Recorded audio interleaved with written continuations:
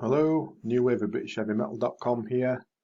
Today we'll have a quick look at Girl from the good old days and their debut album, She Agreed.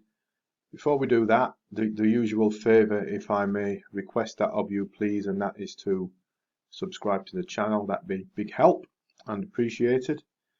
Anywho, Girl. Were they the new wave of British heavy metal or the new wave of British hair metal? Either way, it fits the NWOBHM NWOBHM acronym, doesn't it? But anyway, there we are. They were a bit in between the two, I guess you'd say. And either way, Girl, arguably an odd name for a rock band that's full of blokes, but they did have a sort of a slightly feminine in look to them. Particularly the hair. That's where the hair metal bit comes in, I guess.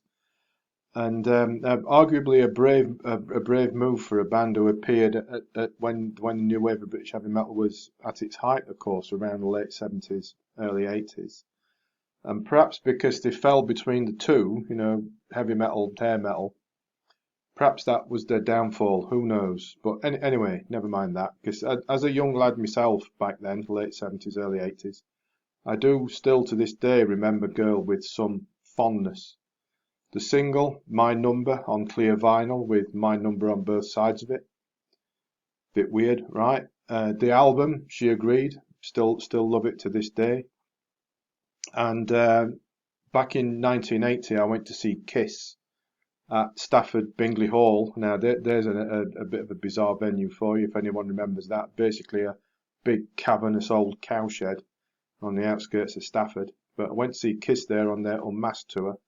And Girl with support, and the big conversation at the time was, would they dare do their version of Kiss's Do You Love Me? I can't remember if they did or not, but that doesn't matter anymore, does it? Anyway, but after many years, She Agreed's been given the Rock Candy reissued and remastered treatment, and it really is a treat to hear this again after 4 decades or so. I lost my own vinyl copy in various house moves over the years, and well, you don't want to know about that, do you? But so what about the music? I guess think something along the lines of Rat, New York Dolls, Duran Duran if they were a bit heavier, a sort of a heavy, sleazy, punky mixture, which is all a quite punchy style. There's some nice guitar going on in there from none other than Phil Collen, who of course would go on to join Def Leppard and have a stratospheric career with them.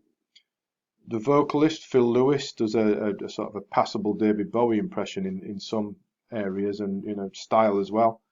And of course, he went on to have a spell with the LA Guns after Girl flamed out.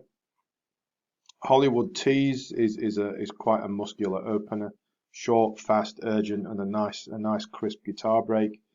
And The Things You Say is not dissimilar to that. Lovely Lorraine has a sleazy feel to it, but all features Collins' shredding ability and some really variations in solid riffing and measured soloing. I mean, he's all over this album. Then we have the Kiss cover, Do You Love Me? It's very similar to the original. And then Girl try and mix things up a little bit with songs like Passing Clouds, which doesn't work for me. It's kind of a weak reggae style effort, and it sounds really out of place here, as the midsection flamenco style guitar just doesn't work on an album of this nature.